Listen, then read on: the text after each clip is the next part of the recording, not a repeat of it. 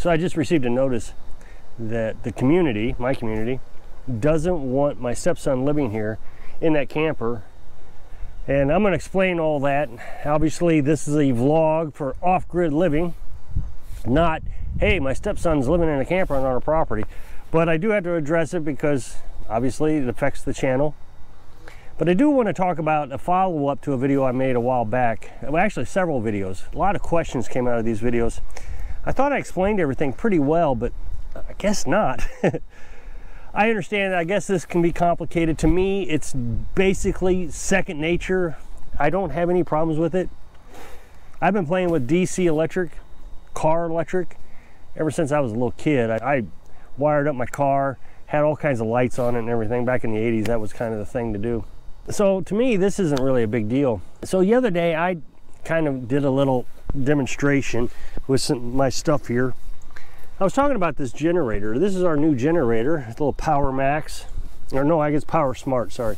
It's a little off-brand thing. Normally I have Champion inverter generators, and I really like those. I got two up there. One's dead. I mean, it's been running forever, 5-6 years. And it starts, but it just won't, I don't know. It's just having a lot of issues. And I don't think I want to invest any more money in trying to repair it.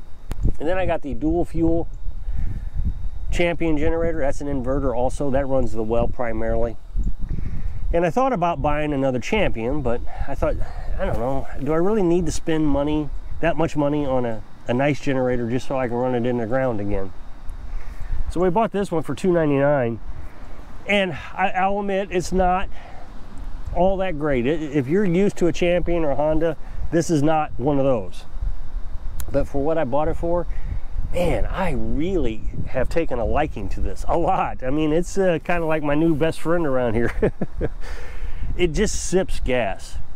It's 1,500 watts, so it's not as big as the ones up there. The smallest one up there is 2,000. That's the one that's not running. And then the other one's 2,500.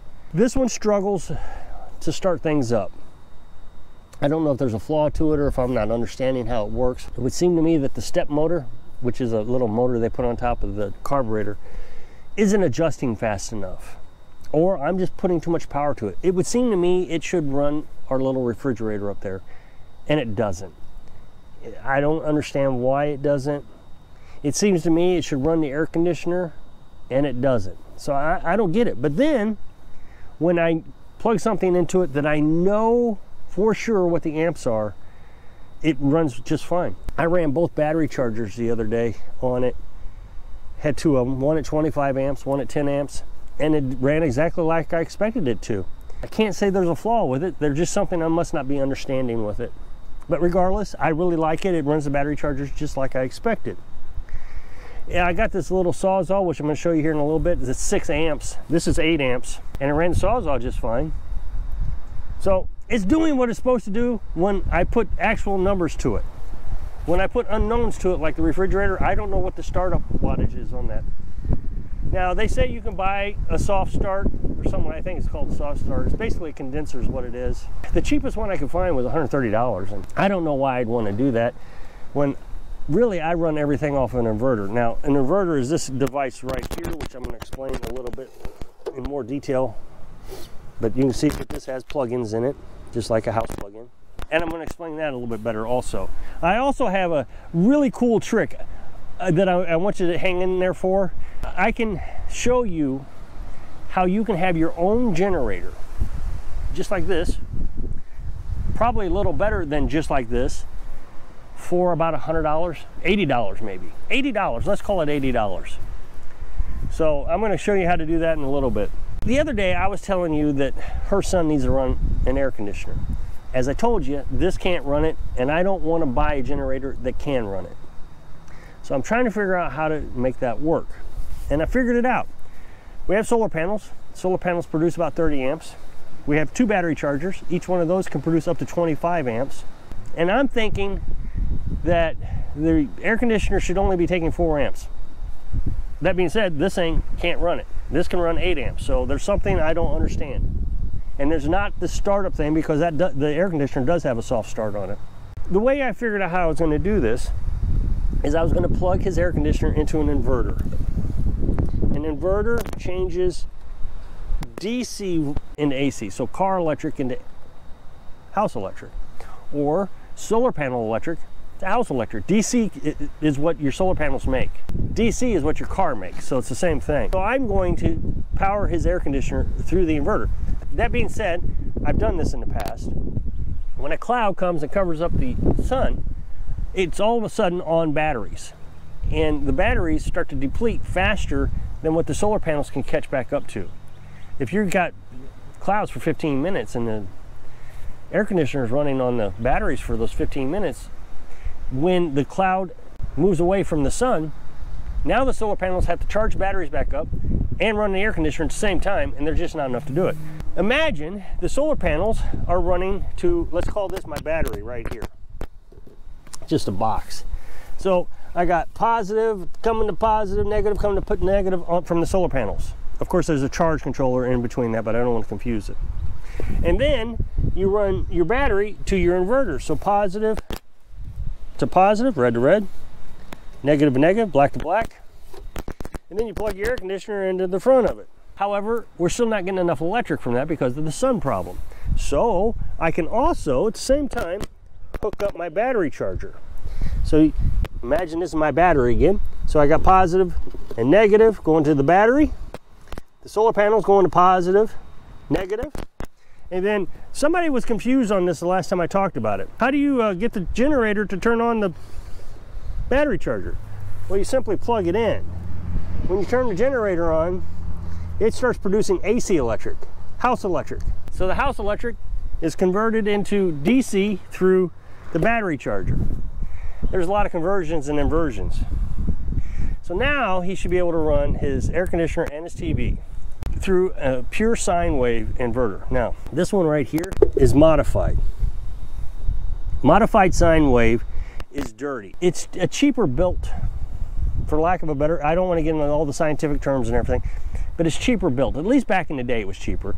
They're starting to even out on price. Pure sine wave, modified sine wave. But modified sine wave you can buy at Walmart. You can go to Walmart, go over to the battery section and say, hey, I need a inverter. And there's all kinds of them. There's 40-watt inverters. I think there's even like a 15 or 20-watt inverter. They're real small. I think you get a 1,000-watt inverter. And when we were nomads, that's what we bought in case something broke down while we were on the road. We just go to Walmart and pick another one up. And that happened to us twice, actually. They got wet. Both of them got wet. Just go to Walmart, pick up a new one. These that I have here, I got from Amazon. Now, I don't believe that Walmart sells pure sine wave, but you can't get them off the internet, off Amazon.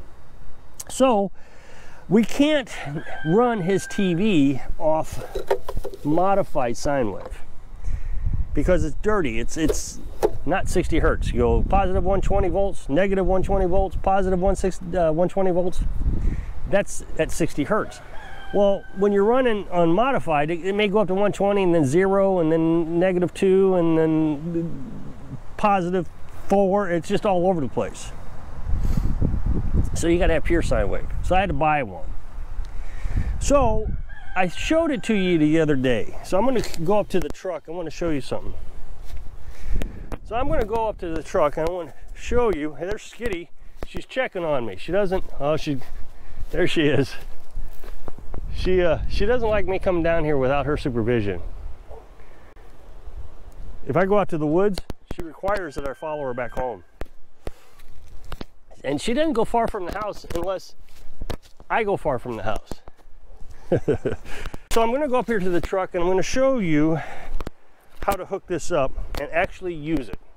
I've only done this a couple times and it wasn't a really good setup either, but this time I've got a pretty good setup. So this one, like I said, is modified sine wave. But this one is 2,000 watt pure sine wave. So they're both 2,000 watt.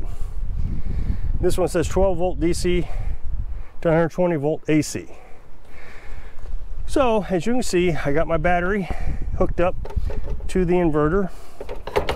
Got my ground here to the inverter. And I can turn it on. A little green light comes on. Try to plug it in one-handed. Tried to practice this earlier. Okay, so as you can see, I now have power to my 6 amp saw.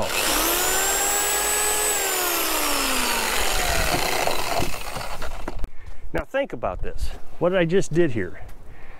I made a generator. If you start your car, let's say you lose electric to your house, you have one of these inverters. I seriously suggest that you go and get a Walmart inverter. You get a 1,000-watt one, or even a 80, I forget what the next size down is. But when we were nomads, they didn't have 1,000 watts back then. So whatever the next size down was, did run our refrigerator. Turn your car on, plug your inverter to your car. Now, of course, somebody's going to say, you need to let people know they're not supposed to start their car in the garage. Well, yeah, okay. There's risk of carbon monoxide. Don't start your car in the garage. Back it up.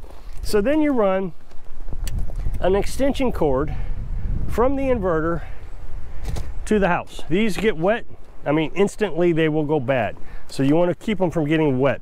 But you also need ventilation, because it does have fans on it, and you'll need to pull a lot of air through it. So make sure that you got it covered so it's not getting rained on. You can see there's fans here, 2 of them. The other one has them too. So you have them covered up, maybe the hood can cover it up a little bit, whatever. Run extension cord into your freezer and let it run. And what I would do is I would run it 2 or 3 times a day. I wouldn't run it your car all day long. You're gonna run out of gas. But if you could run your freezer for an hour in the morning, get everything to freeze back up, shut it off, run it again maybe around noon, 1 o'clock, shut it off, and then do it again right before bed. That way, your food may start to thaw out, but that would be over time. In the meantime, everything's going to try to stay frozen. Monitor the temperature. Don't put a thermometer in your freezer. Don't let it get above 32 degrees. Your freezer will run about 0 degrees, so you've got some leeway before things start to thaw out. This way you don't have to go and spend $400 or $300 on a generator. I tell you to use inverter generators because they get better gas mileage. If you go and get one of those industrial strength generators where they run full blast, they're really good for work sites, going out to the construction site. But for running it at home, you're going to just waste gas. So you get one of these inverter ones and you'll save gas. That one down there runs about 11 hours on 3/4 of a gallon of gas. The old one I had, the Champion, ran 11 hours on a gallon of gas. But you get one of those big ones and you're going to run 3 or 4 hours on a gallon of gas. I guess I'll tell you what's going on with the stepson. Ever since he's gotten here, the community, the comment section, has just went ballistic over it. They've got all kinds of ideas for him. They want to tell him how to run his life. And I don't know how people can make decisions for him when they don't know his name. He comes here, he gets a job, immediately gets a job. He's getting things worked out. They've suggested that he does all kinds of things, that he hooks up to the power line. Well, I've said in the past that if he hooks up to the power line, now he's got a bill. How can he save money if he's spending money? Here he's got free electric. It's free until he gets the air conditioner. I would rather him buy 5 gallons worth of gas and get through the hottest part of the year, July, instead of getting out there and spending, what, $40 a month just to have basic electric. That's not even using any. That's just to hook it up. Well, then they wanted me to buy him a tiny house. So I assume that means I got to insulate it and put a water tank on it. And that's going to be $5,000 to $10,000 for a temporary situation. He would like to get out of here. Well, the latest and the greatest comment came from a video where he said, I don't want him spending money. I want him to save his money. He needs to go out, get solar panels, and then go out and buy himself a camper van so he can travel the country living as a nomad. Why would I even recommend that to him? Nomad, I did it for 4 or 5 years, I forget how long. Carolyn and I traveled the country all over the place. Camper got burned down, vandals, drunks, it was terrible out there. I loved the sightseeing, it was great, but I've never had so much stress. What was supposed to be a relaxing time, it was terrible. I wouldn't wish that on anybody. I know there are people who want to do it, but I wouldn't tell anybody to do it. Why would I tell somebody to do something when I think it's a bad idea? Well, how's he even going to make money? He's got a job here and he wants to get a better job. He knows exactly what he wants to do, actually. As soon as he can get a better car, he's going to apply down there. Probably, there's not even an opening until August, but he's definitely on the list of candidates, right at the top of the list, actually. So, and this is a really nice job. I'm not going to tell you what it is, but it's pretty cool. I'm impressed. No, I'm not going to, once again, spend money and be a loser and irresponsible when he's trying to do the right thing and get back on his feet. If you'll click this up next box, take you to a video where I was talking about having to build a tiny house for him. So I hope I can inspire you to be ready for your next power outage so you can live your dreams. Thanks for watching.